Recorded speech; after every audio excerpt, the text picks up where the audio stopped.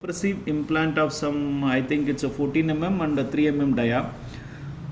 When you want to use the implant in the bypass technique, no, always go for lesser dia implants. If you can use the lesser dia implant of 3 or 3.2 or 3.6 maximum, you can bend the implant. So all these implants are titanium grade 5, all are bendable.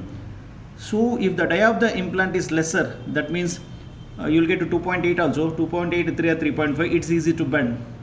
If the dia of the implant is more than 5, 5.56, it will be difficult for you to bend. Sometimes while bending, if you try more, apply more pressure, the abutment will break. So always while using the implant for this bypass technique, go for lesser dia implant. So I'm going to place the implant now. Have a look. It's going in, it's going in, it's going.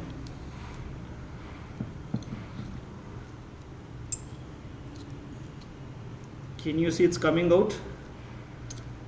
Can you see it's coming out? I will leave it here because this implant tip has already come out of this inferior border of the mylohyoid ridge. Okay. Now because this model is having a lesser height from crestal to the lower border, and I have selected a bigger used implant here to place it here. So I'll stop it here. Now you cannot leave the implant like this. You have to bend and brought it to the occlusion. Then only your prosthetic part will be good. Okay. So after placing the implants, its angulation is there, some 15 to 20 degrees. Okay.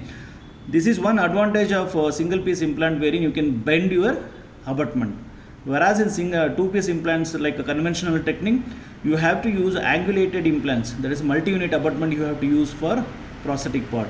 Okay, when the implant is placed in the angulated position. Here in single piece technique, you can bend this implant. It's a single piece, but this abutment is bendable because it's made of titanium grade 5, which is bendable.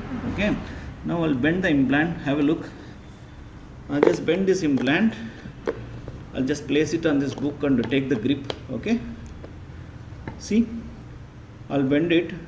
See, I can bend this implant. Can you see? Can you see? It's bending. Can you see it's becoming straight? Can you see?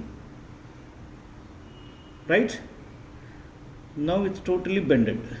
Take out. See how it's placed now implant? It's straight. So after placing the implant in this narrow bypass technique, you can bend the implants up to 30 degrees and brought it to the occlusion, then go for the prosthetic pause.